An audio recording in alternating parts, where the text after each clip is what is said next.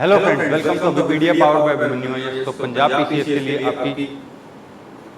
आपके लिए जो क्लासेस हमारी चल रही हैं उसके अंदर आज हम एक बहुत इंपॉर्टेंट टॉपिक पढ़ने वाले हैं। बिकॉज ऑफ स्मॉल इश्यूज मेरी पीपीटी में लगा नहीं पाया, बट जो हम आज पढ़ने वाले हैं वो है टॉपिक यूरोपियन यूनियन के बारे में। ओके, किसके बारे में? यूरोपियन यूनियन के बारे में यहाँ पे ये टॉपिक है आपका।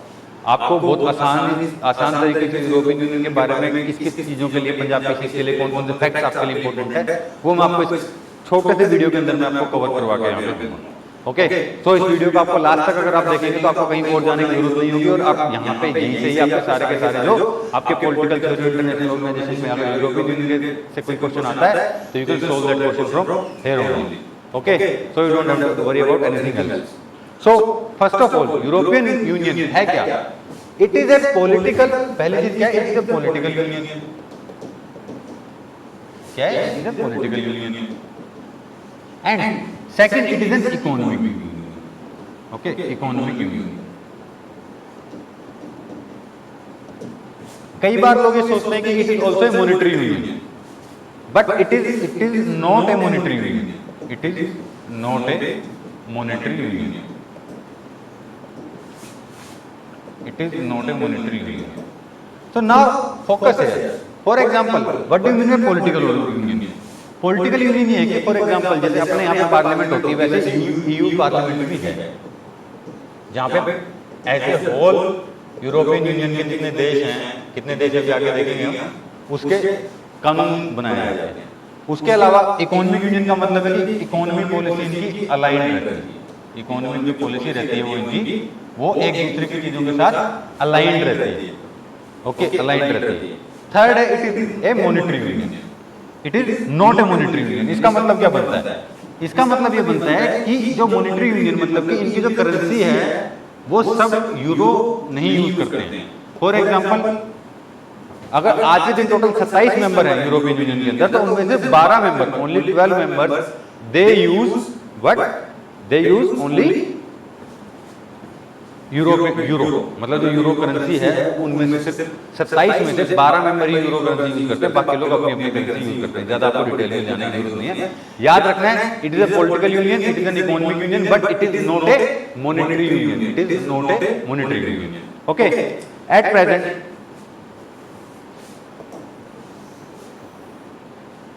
आज के दिन इसके टोटल 27 मेंबर थे। पहले इसके 28 मेंबर्स हुआ करते थे, बट आपको पता है ब्रेग्जिट के बाद यूनाइटेड किंगडम, इंग्लैंड नहीं, United kingdom, it left European union. इन्होंने यूरोपियन यूनियन को छोड़ दिया। तो अब टोटल कितने मेंबर रह गए इनके पास? 27 मेंबर। ओके, कितने मेंबर रह गए? 27 मेंबर। नाउ थोड़ा सा पीछे चले जाते हैं कि अब इसका थोड़ा ओरिजिन वगैरह देख लेते हैं हम, क्या ओरिजिन कैसे हुआ था, कहाँ से स्टार्ट हुआ था, कहाँ से सारी की सारी चीजें खत्म होती थी। एक बहुत छोटे और बड़े कंसाइज वीडियो के अंदर मैं आपको आज ये कवर करवाने वाला हूँ, इसका फास्ट भी चल रहा हूँ, तो डोंट वरी अबाउट इट। तो टोटल 27 मेंबर थे, और ब्रेग्जिट अभी टोटल 27 मेंबर है, पहले 28 थे, और ब्रेग्जिट के बाद यूनाइटेड किंगडम ने इसको लीव कर दिया है, और उसके बाद अभी टोटल ओनली 27 मेंबर यहाँ पे ये बने हैं। नाउ फोकस है, अगली चीज तो आपको जो फोकस करना चाहिए वो आपको फोकस करना चाहिए कि जो कौन सा ट्रीटी था जिसके तहत ये यूरोपियन यूनियन का गठन हुआ था। तो ये था एक मास्ट्रिक्ट ट्रीटी, जिसके तहत यूरोपियन यूनियन का विस्तार हुआ था, वो बनाया गया था। Okay, it was created in 1993। कब बनाया गया था? 1993 में बनाया गया था। और इसके साथ ही यहाँ पे यूरोपियन सिटीजनशिप, फॉर एग्जांपल अगर कोई ब्रिटेन का सिटीजन है तो साथ में वो यूरोप का भी सिटीजन हो गया। तो इसके साथ ही उन्होंने यूरोपियन सिटीजनशिप का कॉन्सेप्ट भी लागू किया था। यूरोपियन सिटीजनशिप, यूरोपियन सिटीजनशिप का कंसेप्ट भी लागू किया था। एक तरीके से कलेक्टिव सिक्योरिटी की बात कर रहे थे। फॉर एग्जांपल, यूरोप के अंदर बहुत सारे छोटे छोटे देश हैं, अगर वो खुद की आर्मी क्रिएट करना चाहें, खुद का करेंसी लाएं, तो उनके लिए इतना वायबल नहीं बैठ रहा था, क्योंकि अगर वो बार बार हर जगह पे ट्रेड बैरियर भी लगा देंगे और अगर मूवमेंट की बैरियर भी लगा देंगे, तो फॉर एग्जाम्पल इंडिया में जितने स्टेट है, उससे जितने बड़े बड़े स्टेट हैं उससे छोटे छोटे तो वहां पे देश हैं। तो अगर वो बैरियर वहां पे लगा देंगे तो बेचारे कहीं आ जा नहीं पाएंगे, उनकी इकोनॉमी ठप हो जाएगी और पॉलिटिकली भी ये सब पॉसिबल नहीं हो पाएगा, जिसकी वजह से यूरोपियन यूनियन का गठन किया गया था। स्पेशली कब, जब कोल्ड वॉर खत्म हो गई थी, ओके 1990 के अंदर जब कोल्ड वॉर खत्म हुई तो उसके बाद क्या हो गया, जैसे कोल्ड वॉर खत्म हुई यूएसएसआर डिसइंटीग्रेट हो गया और वही कहीं ना कहीं जो नेटो का ब्लॉक था वो जीत जरूर गया था नेटो का ब्लॉक, बट उसके बाद यूरोपियन कंट्रीज भी अपनी खुद की आइडेंटिटीज बनाने की कोशिश करने लगे और जब वो उनका जो यूएस का इन्फ्लुएंस उनके ऊपर धीरे धीरे कम हुआ, देन दे रियलाइज कि ओके नाउ अगर हम अपने बात अकेले हम सर्वाइव करने की कोशिश करेंगे तो हम नहीं कर पाएंगे, हम अकेले सर्वाइव करने की कोशिश करेंगे तो हम नहीं कर पाएंगे, हम अपने रिसोर्सेज को भी अच्छे से इस्तेमाल नहीं कर पाएंगे। इसीलिए उन्होंने इकट्ठा आने की बात की और 1993 के अंदर एक यूरोपियन सिटीजनशिप की बात उन्होंने की यहाँ पे, ओके। अब कुल मिला के जब हम बात करते हैं कि यूरोपियन यूनियन इस ट्रीटी के बारे में बात करते हैं और यूरोपियन सिटीजनशिप के बारे में बात करते हैं, तो ये मतलब क्या है इस बात का? इसका मतलब बेटा सिंपल सी बात है, ज्यादा आपने एस्पिरेंट्स को टेंशन लेने की यहाँ पे जरूरत है नहीं, वो सिंपल से तरीके से बस इतना यहाँ पे समझ सकते हैं कि इसमें फ्री मूवमेंट की बात करते हैं। किसकी बात करते हैं? फ्री मूवमेंट, फ्री मूवमेंट किसकी बात करते हैं? Free movement. फ्री मूवमेंट का इशू क्या था? फ्री मूवमेंट मतलब कि किस किस की? सबसे पहला पीपल, लोग फ्री में बिना वीजा के इधर उधर घूम सकते हैं, बढ़िया, ओके। उसके बाद सेकंड गुड्स, तो मतलब कि माल भी जा सकता है और लोग भी जा सकते हैं। उसके अलावा कैपिटल मतलब कि फॉर एग्जांपल अगर कोई एक कंट्री का आदमी, जर्मनी वाला बंदा अगर फ्रांस में इन्वेस्ट करना चाहे तो, ओके, कैपिटल के बारे में। और उसके अलावा फिर कुछ लेजिस्लेशन भी, फॉर एग्जांपल कुछ कानून भी ब्रॉडली, जैसे कि जस्टिस के ऊपर। I will give a very specific example, for example if Europe के अंदर अगर कहीं पे, यूरोपियन यूनियन के अंदर अगर कहीं पे कैपिटल पनिशमेंट खत्म हो गई है तो हर जगह से ही कैपिटल पनिशमेंट खत्म होगी। इस तरीके से यूरोप की जो कानून है, यूरोप की जो पार्लियामेंट है वो कानून पास करेगी, okay. Apart from that they try to maintain common policies for agriculture, trade and other things also. Fisheries हो गई, रीजनल डेवलपमेंट हो गया, तो यहाँ पे ये वाली सारी चीजें बंद हो गई। उसके अलावा एक और यहाँ पे पॉइंट आता है आपका, आपने बार बार सुना होगा,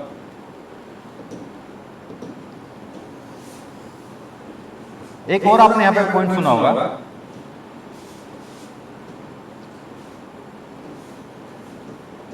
Schengen area. Now this particular area, इस पर्टिकुलर एरिया के अंदर आपके जो पासपोर्ट कंट्रोल्स हैं, जो पासपोर्ट कंट्रोल्स हैं आपके, उसको अबोलिश कर दिया गया। पासपोर्ट कंट्रोल को अबोलिश कर दिया गया। किसको अबोलिश कर दिया गया? पासपोर्ट कंट्रोल को यहां पे अबोलिश कर दिया। Okay, now they wanted to establish a monetary union, लेकिन मैंने आपको पहले बता दिया कि मॉनेटरी यूनियन वो नहीं बना पाया, क्योंकि 27 में से सिर्फ, सॉरी 12 कह रहा हूं मैं, 27 में से सिर्फ 19 countries out of 27 they use the European union currency. Okay, वो यहाँ पे यूरोपियन यूनियन करेंसी की बात करते हैं। Apart from that there was a particular treaty and a particular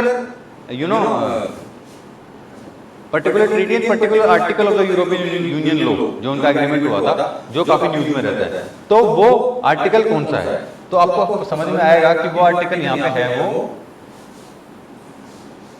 वो आपका यहाँ पे आर्टिकल है, that is article 50, and this treaty is Lisbon treaty. कौन सा ट्रीटी? Lisbon treaty. कौन सा है? Lisbon treaty. अब ये ट्रीटी न्यूज में क्यों है? इस ट्रीटी की खास बात क्या है? देखिए, जो लिस्बन ट्रीटी है, इसकी खास बात यहाँ पे जो है लिस्बन ट्रीटी की, ये बताता है कि अगर किसी को यूरोपियन यूनियन को एग्जिट करना हो, अगर उनको यूरोपियन यूनियन छोड़ना हो, ओके, यूरोपियन यूनियन उनको छोड़ना हो, तब वो क्या करेंगे? Okay, in that case what they will do. तो पूरा जो प्रोसेस है ब्रेक्जिट का, वो किसके तहत हुआ है? इस लिस्बन ट्रीटी के ही हुआ है। लिस्बन ट्रीटी के हिसाब से यहाँ पे ये सारा का सारा हुआ है। ओके, नाउ खास बात ये कि इन्होंने एक और कॉन्सेप्ट को यहाँ पे ध्यान में दिया, that is pooling of sovereignty. Pooling of sovereignty. आपको पता है कि सोवरेनिटी क्या होता है? सोवरेनिटी मतलब कि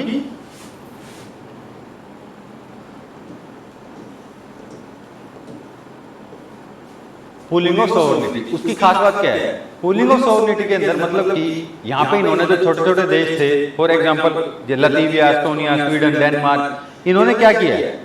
इन्होंने किया है कि हम सारे के सारे लोग अपनी सोवरेनिटी हम खत्म भी नहीं कर रहे हैं, हमारे इंटरनल मैटर्स के अंदर हमारे ही चलेगी, बट अगर कोई एक्सटर्नल बंदा हमारे ऊपर अटैक करता है तो हमारी जो मिलिट्री है वो हम एक रखेंगे, ओके, और जो भी लड़ने का जो भी प्लान क्रिएट करेंगे हम अपना एक इकलौता प्लान अलग से क्रिएट करेंगे, ओके। तो फॉर एग्जांपल बहुत छोटे छोटे देश है, लुथानिया है, फिनलैंड है, ओके, आयरलैंड है, फ्रांस है, पुर्तगाल है, स्पेन है, ऑस्ट्रिया है, बीच में हंगरी है, स्लोवाकिया है, चेक रिपब्लिक है, बिकॉज बहुत छोटे छोटे कंट्रीज हैं, रोमानिया है, ये वाला आपको यहाँ पे ध्यान रखना पड़ेगा। अब कहीं ना कहीं तो देखिए, आप ये देखिए कि यूरोप जो यूके है उसने छोड़ा क्यों इन सबको? यूके ने कहा कि जो कंट्रीज हैं जैसे कि रोमानिया, वाई आखिर यूरोपियन यूनियन से यूके ने एग्जिट कर दिया? तो उसका जो मेन इशू था यहाँ पे, मेन इशू था वो था एम्प्लॉयमेंट का और कल्चर, दोनों का ही इशू था, एम्प्लॉयमेंट और कल्चर का। क्यों?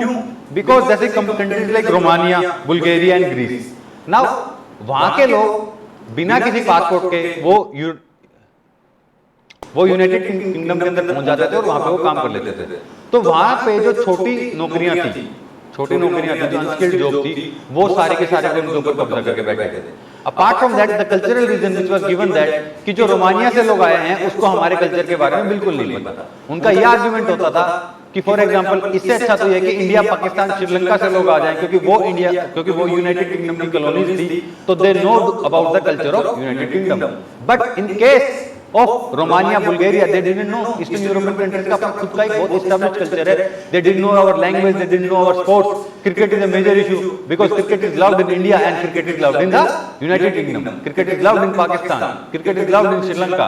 तो इन सभी केसेस के अंदर जहां पे हमारा कल्चर कहीं ना कहीं इन्फ्लुएंस्ड है कहां से? यूनाइटेड किंगडम से, बट जो ईस्टर्न यूरोपियन कंट्रीज के लोग वहां पे आते थे वो उस कल्चर के अंदर शामिल नहीं हो पाते थे, जिसके भी उनको एक बहुत बड़ा इशू था। तो इकोनॉमिक एंड कल्चरल दोनों इश्यूज थे वहां पे, जिसकी वजह से यहाँ पे यूनाइटेड किंगडम ने यूरोप को छोड़ने का, यूरोपियन यूनियन को छोड़ने का इन्होंने यहाँ पे फैसला किया, ओके। बट ऐसा नहीं है कि अब सबके सब यूरोपियन यूनियन को छोड़ के जाना चाहते हैं, ऐसा कुछ भी नहीं है। आज के दिन भी 6 ऐसी कंट्रीज हैं जिन्होंने यूरोपियन यूनियन का पार्ट करने के लिए कि हमें अपना यूरोपियन यूनियन का पार्ट बना लो, they have given the application and such countries वैसे बहुत छोटी छोटी कंट्रीज है, for example Albania, Montenegro, North Macedonia, Serbia, Turkey, ये सारी की सारी कंट्रीज होती हैं। बट आपको इतना सब कुछ याद रखने की जरूरत है, ठीक है? आपको सिर्फ इतना देखना है कि ये एक मॉनेटरी यूनियन नहीं है, ओके, और इस हिसाब से सारे के सारे यहाँ पे चीजें चलेगी। और अपार्ट फ्रॉम दैट जो यूरोपियन कमीशन इनका एक है, क्या है? European commission.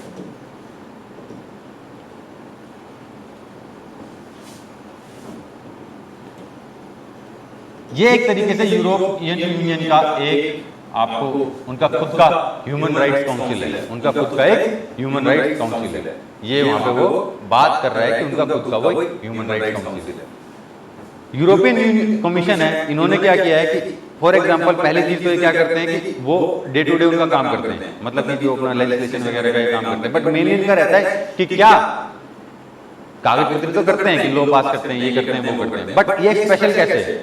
ओके, ये स्पेशल कुछ इस तरीके से है कि इनका जो मेन ध्यान रहता है कि क्या वो यूरोपियन प्रिंसिपल्स के थ्रू काम चल रहा है। फॉर एग्जांपल अगर यूरोपियन यूनियन के अंदर हमने ब्रुसेल्स को शामिल किया है, ओके सॉरी, अगर हमने यूरोपियन यूनियन के अंदर अगर हमने किसी पर्टिकुलर रोमानिया को शामिल किया है, तो क्या उनका कल्चर मतलब कि क्या वो ह्यूमन राइट्स को रेस्पेक्ट करते हैं, क्या वो डेमोक्रेसी को रेस्पेक्ट करते हैं? ये सारी की सारी चीजों के ऊपर ध्यान देता है कौन सा? आपका European country, okay, European commission.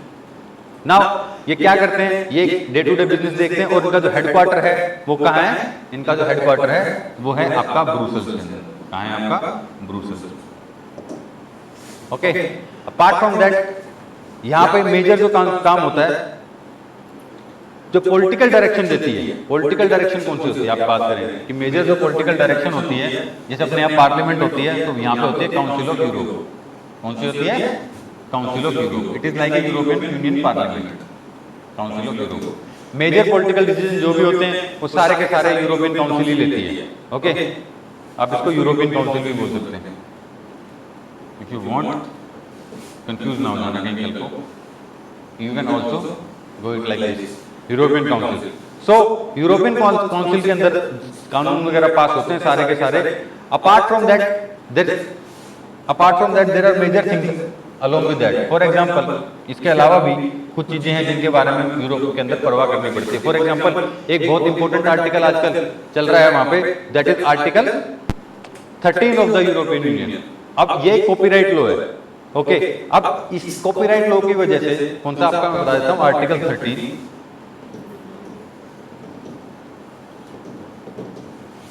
Article 13 का एक कॉपीराइट लॉ है। यहाँ पे क्या है, relationship between copyright holders and online platforms, ये सारा का सारा। फॉर एग्जांपल, अगर नेटफ्लिक्स के ऊपर आप कोई चीज चुरा लेते हैं तो इंडिया में इतनी बड़ी सजा नहीं है जितनी यूरोपियन यूनियन के अंदर सजा है। ओके, यहाँ पे सारी की सारी इनको चीजें हैं, मतलब कि यहाँ पे कॉपीराइट बहुत अच्छे तरीके से लोगों का प्रोटेक्ट होता है। And they try to reshape the copyright law when it comes to the age of Europe, मतलब कि इंटरनेट के अंदर। अब आर्टिकल 13 आपको याद रखने की जरूरत है। अगर आपसे पूछ सकते हैं तो आर्टिकल 13 पूछेंगे किससे रिलेटेड है, तो आपको बस इतना पता होना चाहिए कि ये आपका कॉपीराइट से रिलेटेड है। किससे रिलेटेड? आपका कॉपीराइट से रिलेटेड है। Okay,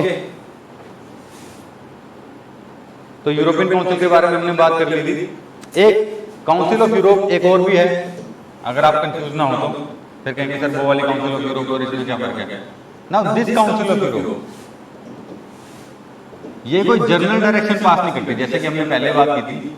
this council of Europe ये वो बॉडी है कि जो प्रॉपर ह्यूमन राइट्स जो भी है इंटरनेशनल कोर्ट के अंदर, वहां पे यूरोपियन यूनियन के अंदर अगर कोई ह्यूमन राइट्स वायलेशन होते हैं तो ये उनको जस्टिस दिलवाने के अंदर हेल्प करती है। ओके, दे प्रोवाइड, ये उनको जस्टिस प्रोवाइड करने के लिए हेल्प करती है। ओके, गेटिंग माय पॉइंट और नोट। एक तरीके से ये European court of human rights को भी चलाती है। Okay, European court of human rights. But again आपको इतने अंदर घुसने की जरूरत नहीं है। अगर आपसे पूछते हैं कि भाई इसकी कौन सी बॉडी क्या काम करती है, तो आपको सिंपली यहाँ पे देखना है कि काउंसिल ऑफ यूरोप क्या करती है। Council of Europe human rights के बारे में बात करती है। Okay, so this is it for the European union.